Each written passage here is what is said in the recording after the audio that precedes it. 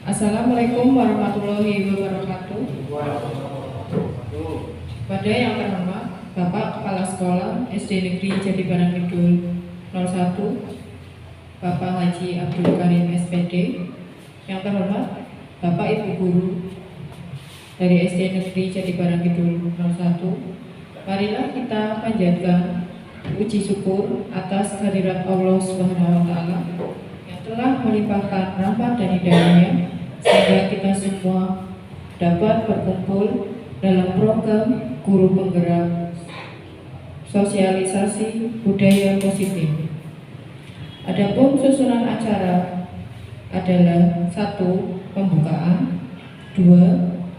Menyanyikan Indonesia Raya, 3. Sambutan Kepala Sekolah, 3. Paparan budaya positif yang dibawakan oleh Ibu Rinawati SPD, 4. Lain-lain, 5. Penutup. Marilah kita awali acara ini dengan basmalah. Kemudian acara yang kedua menyanyikan lagu Indonesia Raya. Berdiri.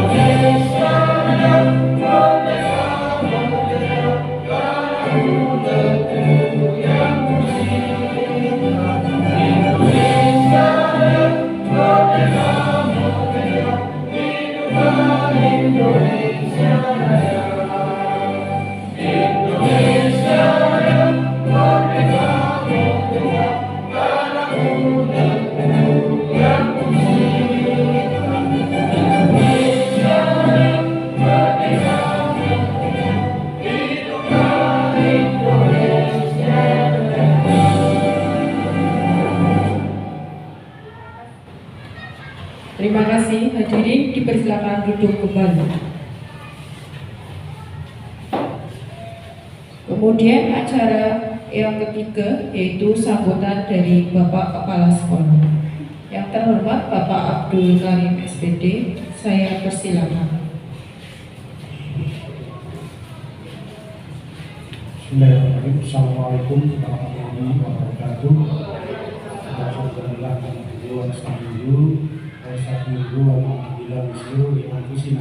wa min sayyiati a'malina may yahdihillahu wa may yudlil fala hadiya lahu. Asyhadu an la ilaha illallah wa asyhadu anna Muhammadan abduhu wa rasuluh.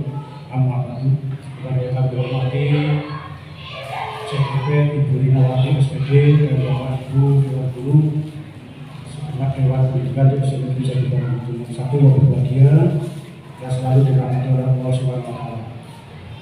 Sholawat salam semoga tetap tercurah kepada junjungan Nabi kita Muhammad SAW yang telah membawakan ajarannya sehingga kita bisa bedakan mana yang hak dan mana yang batil.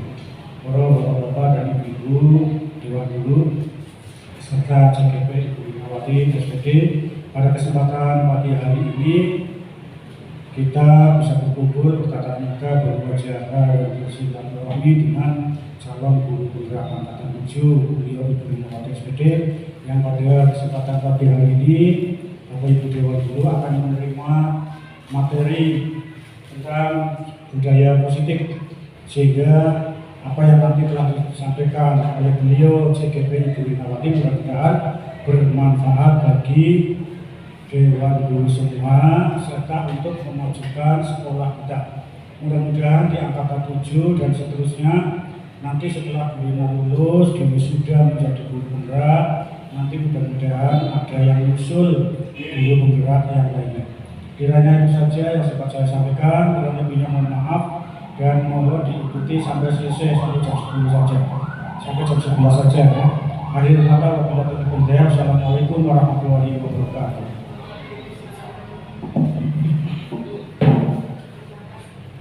Terima kasih.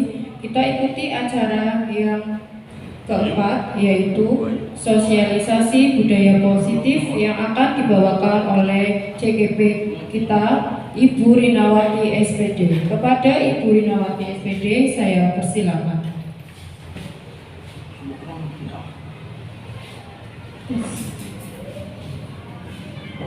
Assalamualaikum warahmatullahi wabarakatuh. Yang saya hormati Bapak Kepala Sekolah, Bapak Haji Abdul Karim, yang sudah berkenan untuk memberikan izin bagi saya untuk mensosialisasikan, mentransfer ilmu yang sudah saya pelajari selama 2 bulan kemarin dalam pendidikan guru penggerak. Yang saya hormati pula Bapak Ibu Guru serta karyawan SD Jatibarang 01 yang sudah berkenan pula mengikuti acara pada pagi hari ini. Di sini pada kesempatan kali ini saya mau mencoba membawakan diseminasi dari modul 1.4 budaya positif. Setelah mengikuti pendidikan kurang lebih 2 bulan kemarin, ini ada diseminasi dari budaya positif.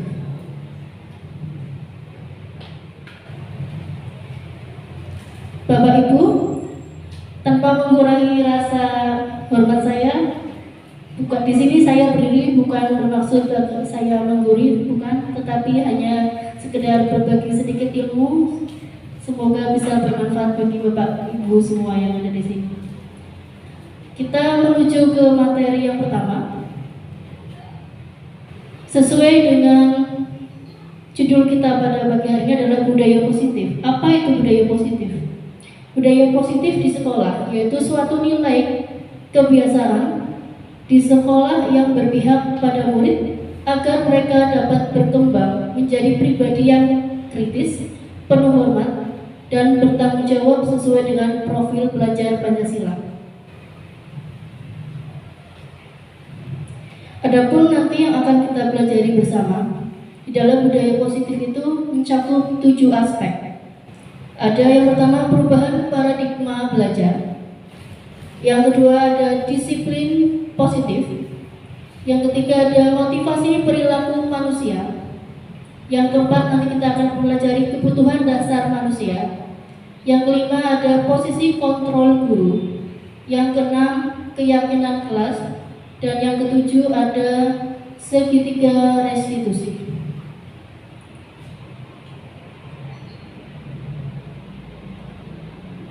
Nah, ini materi sebelum untuk ke materi dasar sebelum ke arah budaya positif.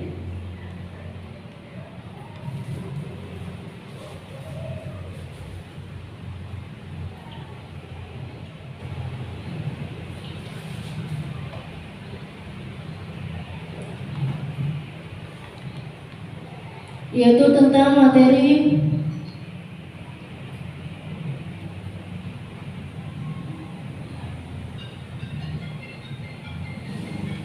filosofi pendidikan Ki Hajar Dewantara. Bapak Ibu, menurut Ki Hajar Dewantara, pendidikan itu artinya menuntun segala kodrat yang ada pada anak agar mereka dapat mencapai keselamatan dan kebahagiaan yang setinggi-tingginya, baik sebagai manusia biasa maupun sebagai anggota masyarakat. Itu adalah filosofi dasar dari seorang Ki Hajar Dewantara. Di sini juga saya tuliskan ada beberapa pemikiran filosofi KHD Ki Hajar Dewantara. Ada trilogi pendidikan seperti yang sudah kita ketahui bersama. Trilogi pendidikan Ki Hajar Dewantara itu sesuai namanya tri, berarti ada 3 ini Bapak Ibu. Yang pertama apa nggih? Trilogi pendidikan Ki Hajar Dewantara. Ing Ngarso Sutulodo, betul sekali Bapak. Yang kedua Ing Madyo Mangunkarso. Dan yang ketiga ada Tukuri Handayani. Yang sudah kita pahami artinya bersama. Yang kedua, pemikiran KHD yang kedua yaitu menuntut kodrat anak. Yang ketiga ada pembelajaran budi pekerti. Yang keempat, anak bukan tabula rasa. Ada yang tahu maksud dari anak bukan tabula rasa? Bapak Ibu? Belum. Anak bukan tabula rasa itu berarti ibaratnya itu anak bukan semacam kertas putih biasa yang bebas kita coret dengan apapun, bukan. Anak itu bukan seperti itu. Anak bukan tabula rasa. Nanti kita akan paparkan di slide berikutnya. Selanjutnya nanti pemikiran KHD yaitu kodrat alam dan kodrat zaman. Jadi pembelajaran yang diharapkan oleh Ki Hajar Dewantara adalah pembelajaran yang harus disesuaikan dengan kodrat alam dan kodrat zaman. Berarti antara kondisi alam di sini dengan di Jakarta misalnya itu juga tidak bisa disamakan. Jadi pendidikan pembelajaran pada anak itu harus disesuaikan dengan alam di mana pelajar itu berada, lingkungan itu berada, dan bagaimana kondisi alam dan lingkungannya maupun dengan perkembangan zaman. Selanjutnya pendidikan menghamba pada anak. Pendidikan berpusat kepada anak, lalu merdeka belajar. Seperti yang sudah kita kerjakan di platform pendidikan Merdeka Belajar ya Bapak Ibu. Nah, ini penjelasan yang tadi. Murid bukan tabula rasa.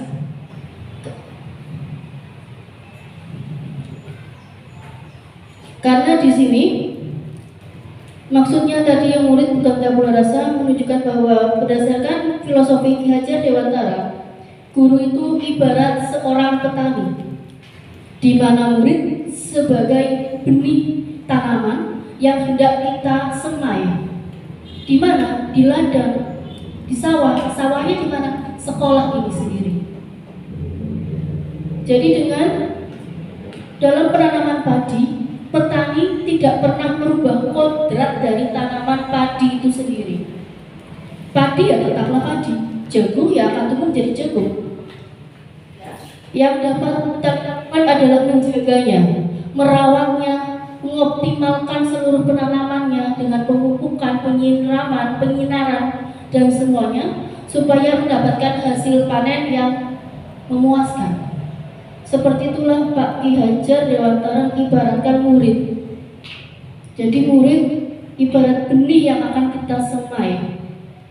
Oke, Bapak Ibu, kita bisa ke slide selanjutnya. Budaya positif yang pertama yang akan kita pelajari adalah perubahan paradigma belajar. Paparan dari Dr. William Glasser dalam teori kontrol teori untuk meluruskan beberapa miskonsepsi tentang kontrol. Ini yang akan diluruskan berdasarkan teori William Glasser.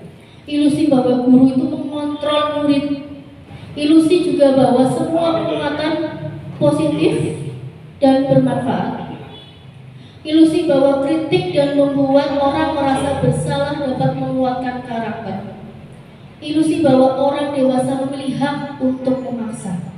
Ilusi-ilusi William Glasser ini yang akan kita rubah sesuaikan dengan dunia yang berkembang sekarang. Seperti adanya realitas, sesuaikan dengan realitas atau kebutuhan kita bersama. Setiap orang memiliki gambaran yang berbeda-beda.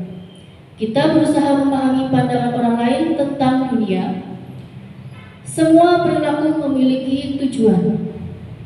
Hanya kita yang bisa mengontrol diri kita sendiri. Kita tidak bisa juga untuk mengontrol orang lain. Kolaborasi dan konsensus menciptakan pilihan-pilihan baru, serta model berpikir menang-menang. Yang kedua ada makna disiplin positif. Yang kedua, dalam rangka menciptakan sebuah lingkungan yang positif, salah satu strategi yang perlu kita tinjau kembali adalah tentang penerapan disiplin itu sendiri di sekolah. Ketika mendengar kata disiplin, kira-kira apa yang ada di benak Bapak Ibu, Pak Ibu? Kira-kira nopo Bu? Kalau mendengar kata disiplin, nopo Bu yang ada pada benak Ibu Bu? Oh, dilarang sikap itu nopo Pak? Tidak konsisten ya Pak? Iya.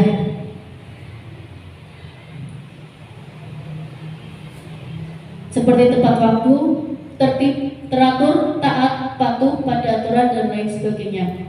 Walaupun saya sendiri juga masih belum kurang konsisten. Nah, kata disiplin juga sering dihubungkan dengan kata hukuman, istilah hukuman. Padahal sungguhnya itu berbeda, ya. Karena belajar tentang disiplin positif itu tidak harus dengan memberi hukuman. Justru itu adalah salah satu alternatif terakhir, paling akhir kalau kita perlu digunakan. Kalau tidak usah. Paling tidak kita menanyakan ada sebab dan ada akibat dari suatu tindakan yang sudah kita lakukan. Tidak langsung memberikan hukuman semata.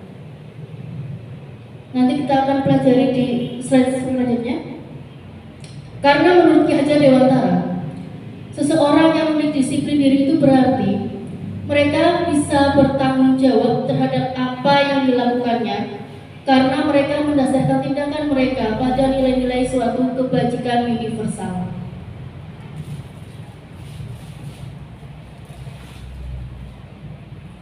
Sebagai pendidik, tujuan kita adalah menciptakan anak-anak yang memiliki disiplin diri sehingga mereka berperilaku dengan mengacu pada nilai-nilai kebajikan universal dan memiliki motivasi intrinsik, motivasi yang ada dalam diri kita masing-masing, bukan dari faktor-faktor luar atau ekstrinsik, Bapak Ibu.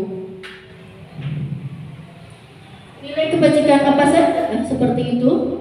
Yaitu seperti adanya sikap kerajinan, kejujuran, adil, tanggung jawab, komitmen, percaya diri, kesabaran, dan lain-lain.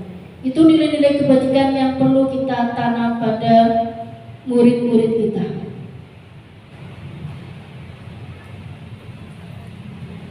Nah, ini ada nilai-nilai kebajikan dari berbagai sumber.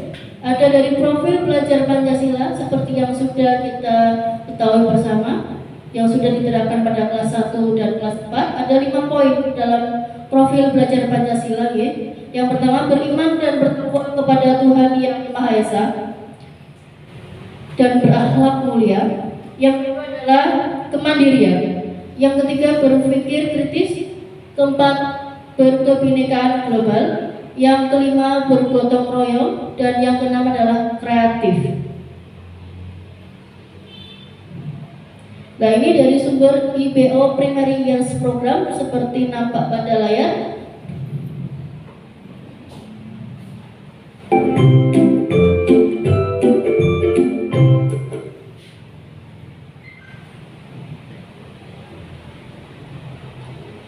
Nilai-nilai kebajikan universal yang ada pada layar yang tadi itu menurut IPO seperti tenggang rasa, rasa hormat, integritas, kemandirian, empati, keingin-tahuan, kreativitas, kerjasama, dan lain sebagainya.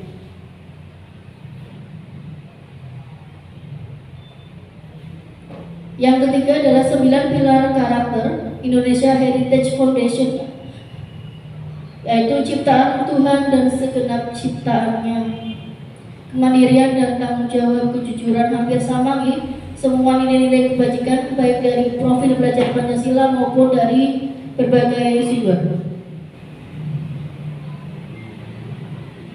Yang keempat ada dari sumber The Seven Essential Virtues Building Moral Intelligence. Hampir sama nilai-nilai kebajikannya, ada simpati, empati, suara hati, kontrol diri, rasa hormat, kebaikan, toleransi, dan keadilan. Budaya positif yang ketiga yaitu mencakup motivasi perilaku dari manusia. Menurut Dian Nicholson dalam bukunya Restructuring School Description menyatakan ada 3 alasan motivasi perilaku dari setiap manusia. Yang pertama adalah untuk menghindari ketidaknyamanan atau hukuman. Ini biasanya tingkatan terendah motivasi dari perilaku manusia itu sendiri.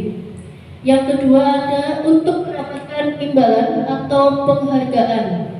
Yang ketiga adalah untuk menjadikan orang yang mereka inginkan dan menghargai diri sendiri dengan nilai-nilai yang mereka percaya. Nilai yang disebut motivasi intrinsik yang nomor 3 ini. Kalau yang tadi nomor 1 menghindari ketidaknyamanan, adanya hukuman maupun mendapatkan imbalan, berarti ini adalah motivasi ekstrinsik. Jadi ada 3 yang mendasari motivasi perilaku manusia. Selanjutnya, kebutuhan dasar manusia. Setelah kita tadi mengetahui motivasi, 3 motivasi dari perilaku manusia, sekarang ada kebutuhan dasar manusia. Baik murid maupun kita sendiri sama. Kebutuhan yang pertama adalah kebutuhan akan survival atau bertahan hidup. Kebutuhan yang bersifat fisiologis untuk kelestarian keberlangsungan kehidupan. Yang kedua adalah kebutuhan akan kasih sayang, love. Kebutuhan ini adalah hubungan dan koneksi sosial antar manusia. Yang ketiga adalah kebutuhan akan kesenangan, it's fun. Kebutuhan untuk mencari hanya sebuah kesenangan bagi dirinya semata. Kebutuhan yang keempat, kebutuhan akan kebebasan. Kebutuhan ini berarti akan kemandirian, otonomi, memiliki pilihan dan mampu mengendalikan arah hidup seseorang.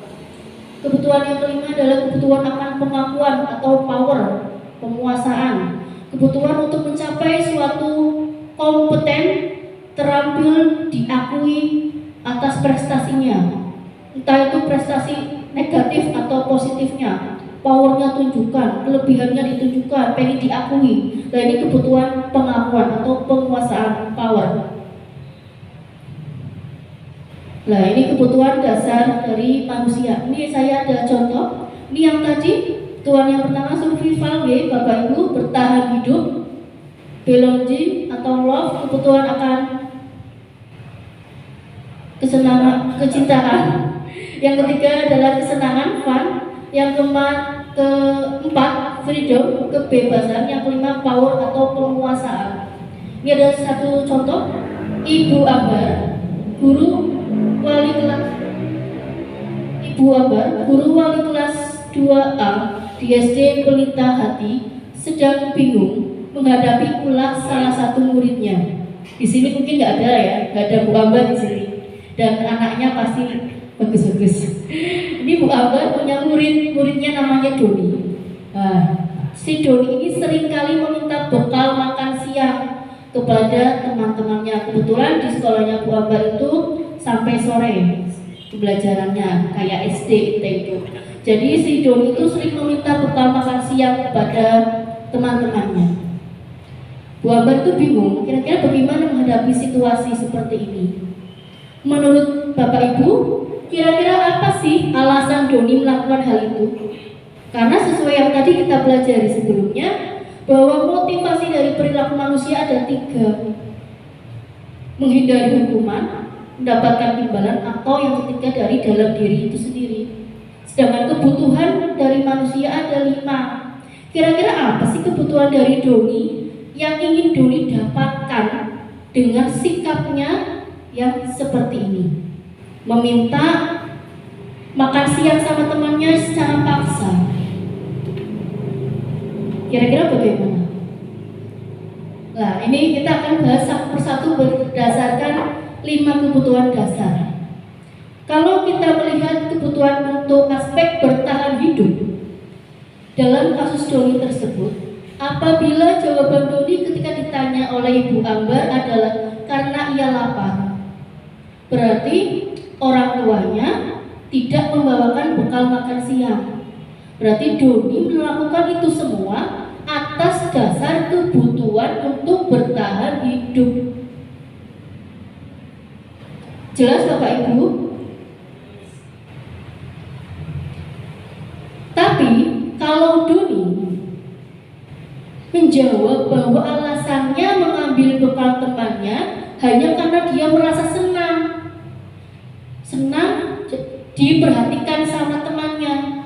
Ketika temannya melaporkan pada gurunya dan gurunya memberitahu orang tuanya, sehingga orang tuanya jadi memperhatikan dia, maka kebutuhan yang akan dipenuhi Doni adalah kebutuhan akan cinta dan kasih sayang. Berarti Doni haus kasih sayang karena dia ingin diperhatikan. Ini berdasarkan kalau Doni menjawabnya untuk mendapatkan kesenangan. Berbeda halnya dengan kalau Doni menjawab seperti ini. Apabila dia merasa hebat, Doni merasa hebat setelah melakukan tindakannya tadi yang mengambil makan siang temannya, dia merasakan saya hebat. Temannya pada takut semua dan dia menuruti keinginannya. Maka sebetulnya itu Doni ingin memenuhi kebutuhan dasarnya untuk aspek penguasaan, powernya, ya. Jadi merasakan hebat pada Dewi sama temannya. Nah, ini adalah aspek kebutuhan akan penguasaan. Yang keempat, kalau Doni menjawab bahwa dia merasa bosan dengan bekal yang sudah ibu siapkan dari rumah. Doni ingin mencicipi makanan lain yang dibawa teman-temannya. Berarti dia ingin memenuhi aspek kebutuhan akan kebebasan atau freedom. Jelas apa mboten Bapak Ibu? Alasan. Jadi setiap perilaku siswa kita, setiap perilaku murid kita, kenakalan apapun itu pasti ada alasan yang mendasari itu semua. Kira-kira alasan apa? Yaitu kita sebagai seorang guru yang harus bisa mendekati, melakukan pendekatan kepada si anak tersebut. Bicara heart to heart lah, dari hati ke hati. Apa sih nak, kamu ingin apa? Kenapa kamu bersikap seperti ini dan sebagainya. Nanti tahapannya, tahap untuk penyelesaian dari sebuah masalah yang kita hadapi bersama, nanti akan saya jelaskan pada slide berikutnya. Nah, ini masih satu lagi. Kalau Doni jawabnya untuk menikmati ekspresi teman-temannya yang kesal, diambil makanannya, berarti senangnya mulai. Kalau bahasa Brebes itu mulai, berarti dia is fun, hanya sebuah kesenangan semata. Berarti Doni pengen seneng-seneng tok, guyonan tok, bahasanya gitu. Berarti ada 5 nih Bapak Ibu kebutuhan dasar. Coba nih, yang pertama apa Bu Dinda? Kebutuhan kesenangan, oke. Pak Adam, tuan apa ya Pak Adam tadi? Bertahan hidup, bagus sekali. Kebutuhan apa Ibu Ani? Oh ya, kebutuhan akan kekuasaan, ya, penguasaan, dan ada 5 pokoknya tadi. Nah, sekarang Bapak Ibu dengan rekan di sebelahnya, coba bayangkan ya, Bapak Ibu bayangkan jika di telapak tangan Bapak Ibu menggenggam sesuatu yang sangat berharga. Genggam sesuatu itu yang sangat berharga, sekeras mungkin. Pertahankan itu. Kan namanya berharga. Pertahankan itu. Nah, teman di sebelahnya jangan genggam. Teman di sebelahnya bisa untuk mencoba memaksa buka. Gimana pun caranya. Bisa dengan membujuknya, bisa dengan menghardiknya, memberikan iming-iming, mengintimidasi, memarahi bahkan kalau perlu, menggelitik, menggoda. Coba dengan tujuan untuk membuka telapak tangan teman sampingnya. Kira-kira apa yang akan terjadi? Oh ya, anak duit, bukan berarti iming-iming. Padahal tidak demikian. Ya, apa yang akan tetap menutup kepala tangan Anda? Ya kan pasti Bapak yang kepalan tangan, Bapak Ibu yang tangannya mengepal pasti tidak mau dibuka begitu saja. Pasti kita akan mempertahankan sesuatu yang kita genggam sekuat tenaga, berusaha mempertahankan sekuat tenaga. Karena pada sejatinya yang memegang kendali untuk setiap perilaku kita, memegang kontrol adalah diri kita sendiri. Apakah kita mau membukanya atau mau menutupnya? Kita pun untuk mempertahankannya kita bisa melakukan apapun. Kalau kita benar-benar ingin mempertahankannya, walaupun sampingnya kita tadi sudah menggelitik, sudah membujuk, sudah mengiming-iming, tadi kata Bapak Karim. Tapi kalau kita tidak mau membuka, kita berusaha untuk menggenggamnya sekuat tenaga dengan penuh keyakinan, nggak akan terbuka. Jadi yang memegang kendali dari perilaku kita, baik itu positif maupun negatif, adalah diri kita sendiri. Betul Pak Adam? Oke, betul sekali. Diri kita sendiri Pak Adam. Nah, ini ada tayangan Bapak Ibu, silakan disaksikan bersama. Kita cermati bareng-bareng. Guru seperti apakah kita selama ini? Monggo dicermati bareng-bareng, semoga bermanfaat. Halo, Bapak Ibu Guru calon guru penggerak. Video ini akan menampilkan 5 adegan interaksi guru dan murid. Silakan menonton dan merefleksikannya. Kita untuk membedakan guru A, B, C, dan D. Silakan diperhatikan. Pagi anak-anak, silakan PR yang kemarin Ibu berikan diletakkan di meja. Anton, kamu sudah mengerjakan belum? Yang pertama. Belum mengerjakan saya, Bu. Kamu selalu ya nggak ngerjain PR. Sekarang kamu duduk di depan, lalu tulis.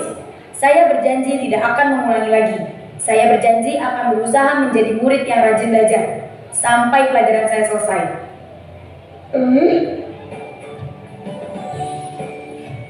Tadi guru Bu, saya mau ngumpulin tugas. Maaf ya, Bu. Saya terlambat ngumpulin tugas. Kenapa kamu terlambat mengumpulkan tugas? Iya, Bu. Saya kalau sore bantu Ibu jaga warung. Gak sempat ngerjain tugas. Kira-kira nih, apa yang bisa kamu perbaiki supaya kamu bisa mengerjakan tugas tepat waktu? Coba, kapan biasanya kamu membantu ibu jualan? Jam 6 sampai jam 8 malam, Bu. Bagaimana kalau kamu membuat jadwal? Kapan kamu akan mengerjakan tugas? Oh gitu ya, Bu. Saya coba deh, Bu. Terima kasih, Bu.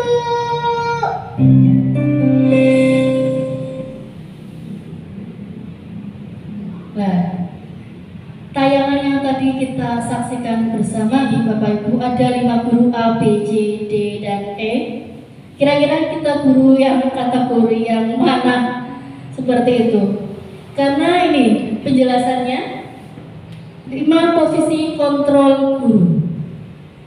Tadi guru yang pertama itu tanpa mendengarkan alasan, langsung menghukum dengan cara, kalau nggak salah tadi disuruh menuliskan nah, seseorang penghukum itu langsung menggunakan hukuman fisik maupun verbal tanpa mendengarkan alasan dari siswanya.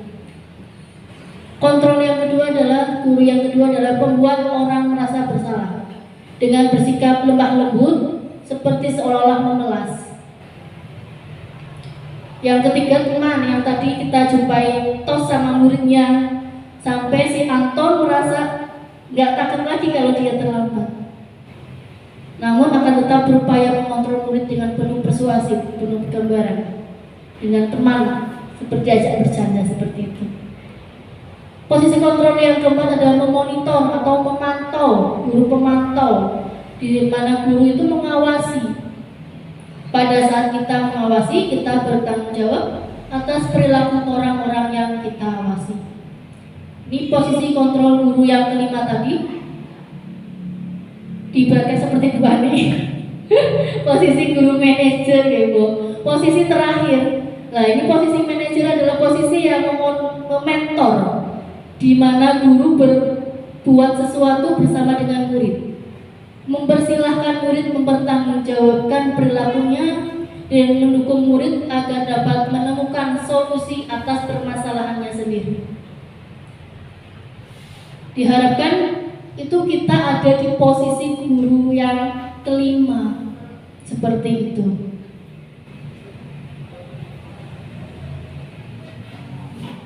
Nah, ini sebentar sebelum kita ke keyakinan kelas, saya memiliki contoh penerapan dari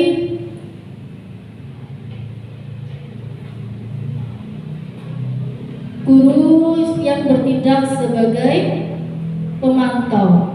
Nanti setelah ini.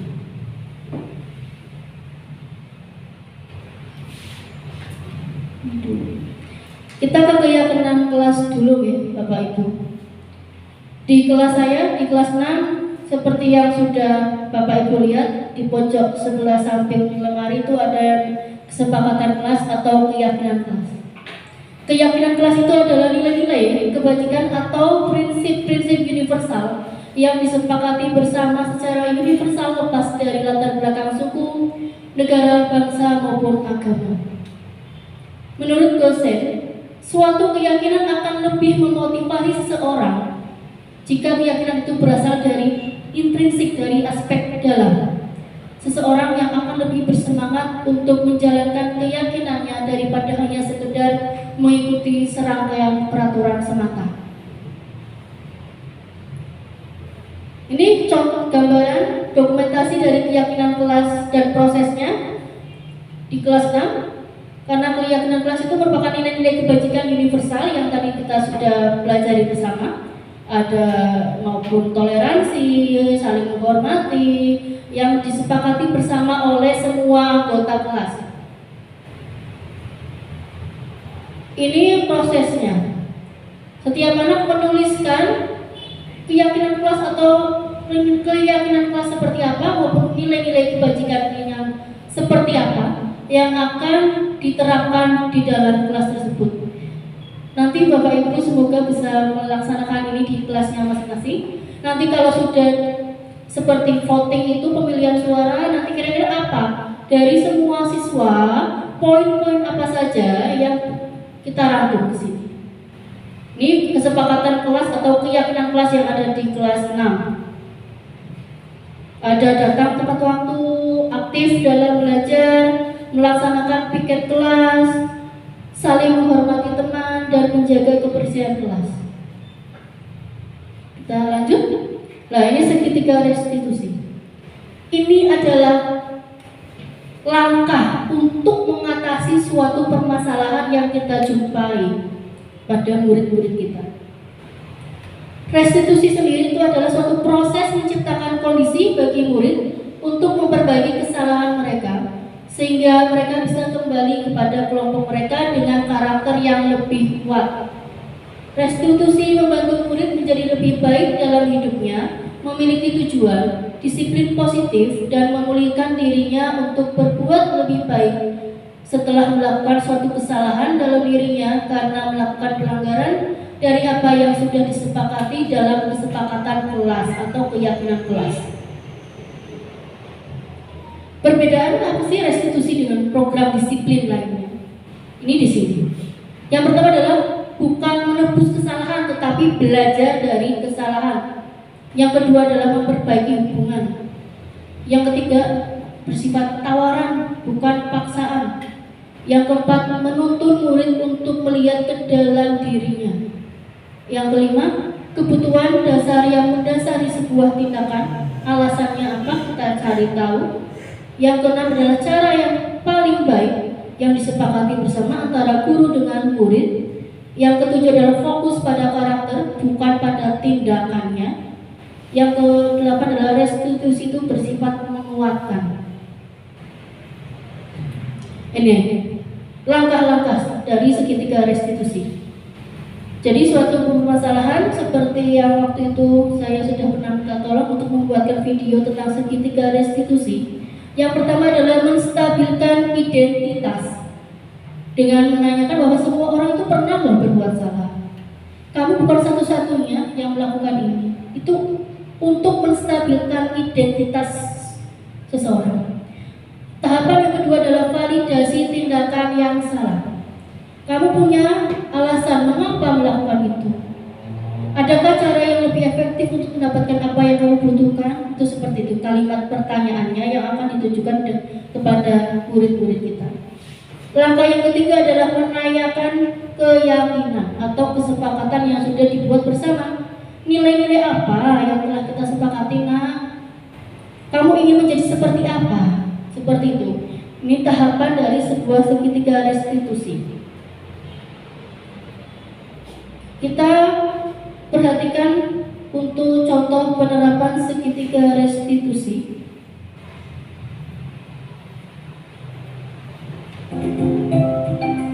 Kasus 1. Silakan Bapak Ibu bisa menyaksikannya bersama. Kasus 1, pada hari Senin ada siswa yang menyontek.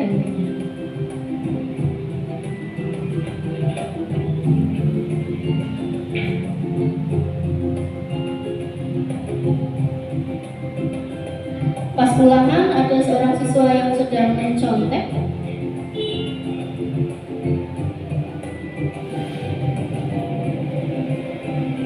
Jadi nanti penegurnya tidak langsung di depan kelas, tapi setelah kegiatan berlangsung diajak ngobrol empat mata. Siang Liana, Liana sudah istirahat. Ini saya menerapkan 3 tahapan dalam segitiga restitusi. Liana tadi waktu di kelas, tadi kegiatan yang berlangsung dengan lihat siapa ya yang ngambil Liana tadi? Anisha. Ini ada teman-temannya yang biasa dengan apa ya? Mencontek itu sudah menurut Liana, itu perbuatan yang baik apa tidak?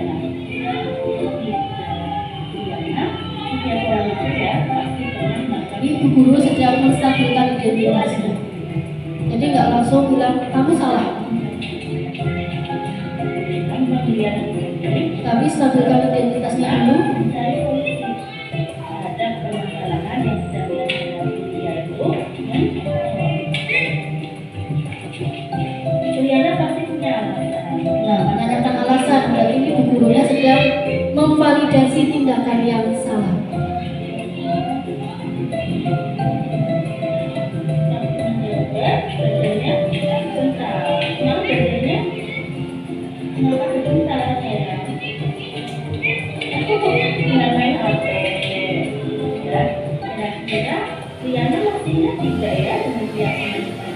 Nanyakan keyakinan kelas, berarti udah tahap yang ketiga ya, menanyakan keyakinan.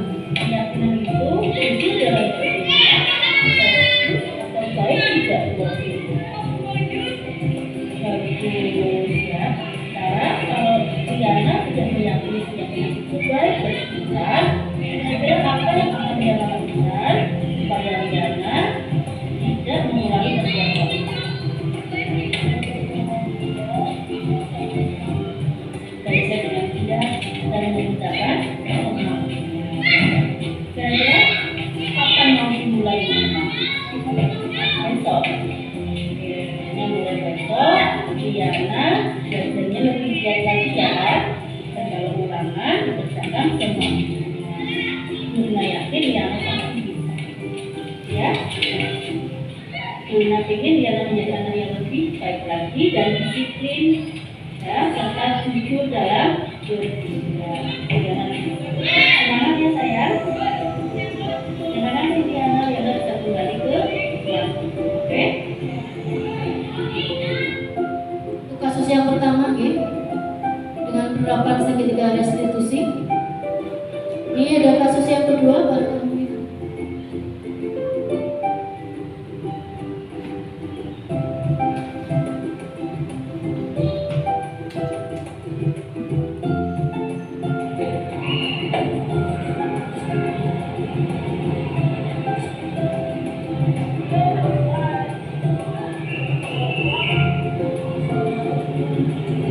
Waalaikumsalam. Iya.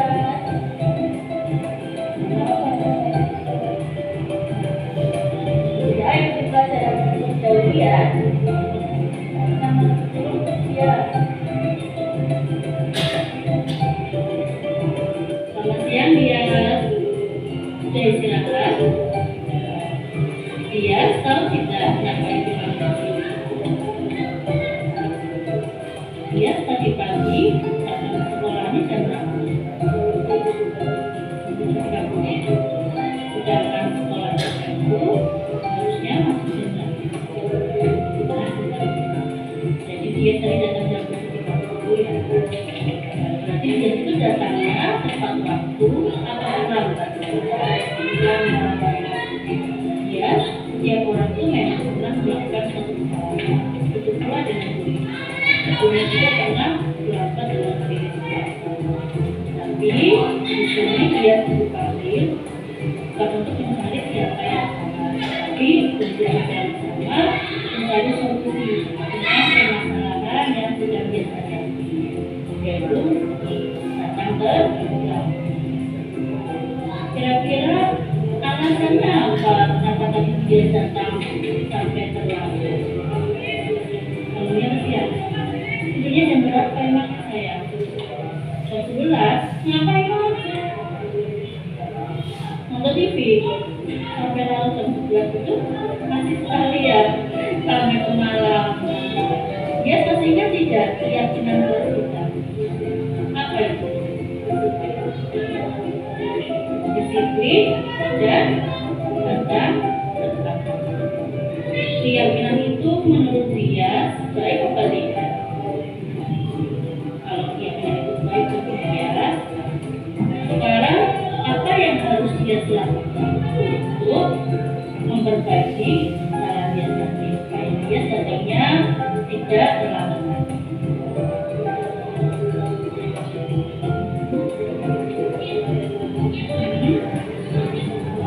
Tidak terlalu ramai nonton TV, tidurnya tidak terlalu malam, mau ya dengan alarm sekali. Di rumah ada siapa? Ada ibu, nanti dia bisa dibantu ibu untuk mengingatkan kembali mama. Nanti dia dibangunkan jam 5 supaya dia tidak terlalu datang sekolah. Dan jangan lupa supaya masuk kelas itu terlebih dahulu. Oke ya? Kira-kira mau kapan perubahannya dilakukan? Besok. Oke, kali kalau demikian, dan dia sudah tahu apa yang harus dia lakukan. Semoga nanti depannya dia dapat menjadi anak yang lebih disiplin lagi, tata sekolahnya tepat waktu lagi. Ya, Bunda yakin dia semangat ya lah.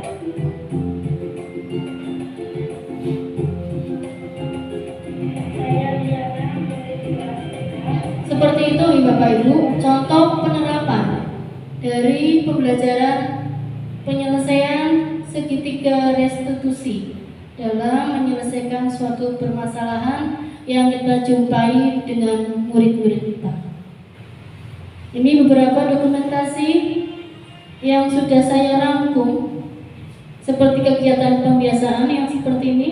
Kebetulan Pak Ustadznya sedang izin. Ini ada kegiatan sholat berjamaah, kegiatan keagamaan, peringatan hari besar keagamaan, kegiatan senam jasmani, Guru berupaya saling bersalaman dalam menanamkan sikap dan perilaku sesuai dengan nilai-nilai dan budi pekerti yang luhur serta berakhlak mulia. Kemudian positif yang sudah saya terapkan di kelas saya, baris berbaris dengan nyanyi-nyanyian baik nasional maupun lagu daerah maupun lagu ringkasan materi yang merupakan lagu warisan yang sangat bermanfaat dari Bapak Kepala Sekolah kita. Materi-materi. Setelah itu nanti berdoa, lalu dilanjut tadarus Al-Quran, sholawatan, Indonesia Raya, baru dimulai pelajarannya seperti itu. Ini kolaborasi baik dengan Bapak Kepala Sekolah, dengan rekan sejawat, maupun bersama dengan Bapak Ibu Wali kelas. Jadi kita juga perlu adanya kolaborasi untuk melancarkan suatu visi misi daripada sekolah, mencerdaskan anak bangsa sesuai dengan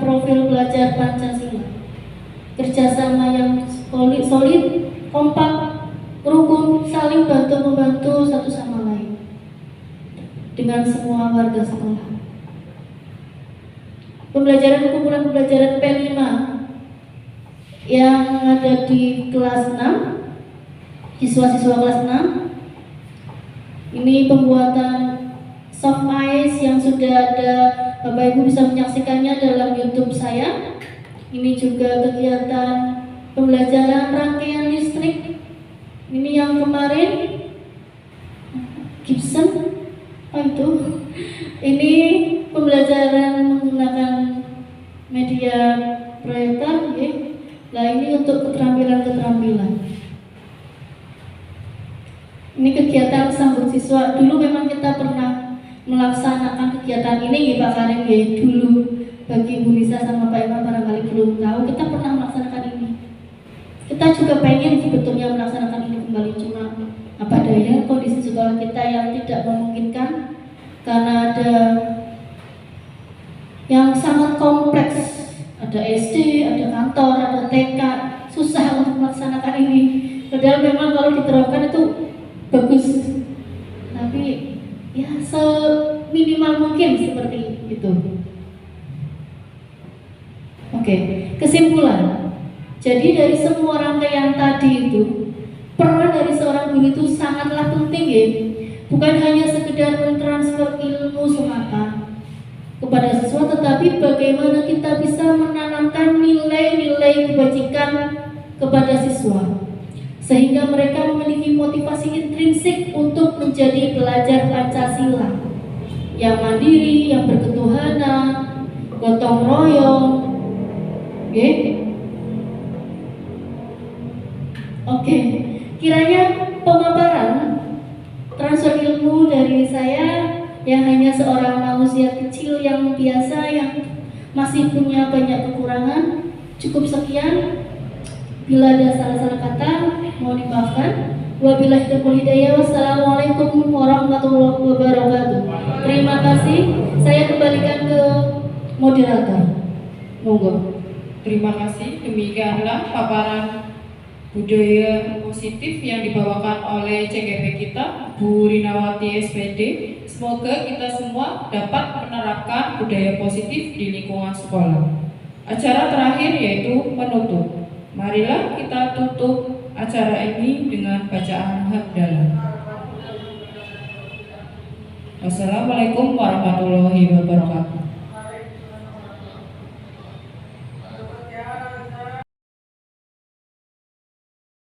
Assalamualaikum warahmatullahi wabarakatuh. Saya Ibu Supriyani dari kelas 1 SD Negeri Jatibarang Negeri 1. Berterima kasih kepada rekan saya Ibu Rinawati SPD yang selaku calon guru penggerak Angkatan 7 Kabupaten Brebes. Dengan adanya sosialisasi kemarin itu banyak masukan bagi saya. Semoga saya bisa menerapkan di kelas 1. Terima kasih untuk Bu Rinawati. Sukses selalu. Wassalamualaikum warahmatullahi wabarakatuh. Saya Dias, murid dari kelas 6. Saya senang sekali bersama Bu Rina. Saya dapat menemukan solusi keberangkatan sekolah saya yang terlambat. Saya berjanji akan menjadi siswa yang lebih baik lagi dan tepat waktu berangkat sekolah. Terima kasih Bu Rina.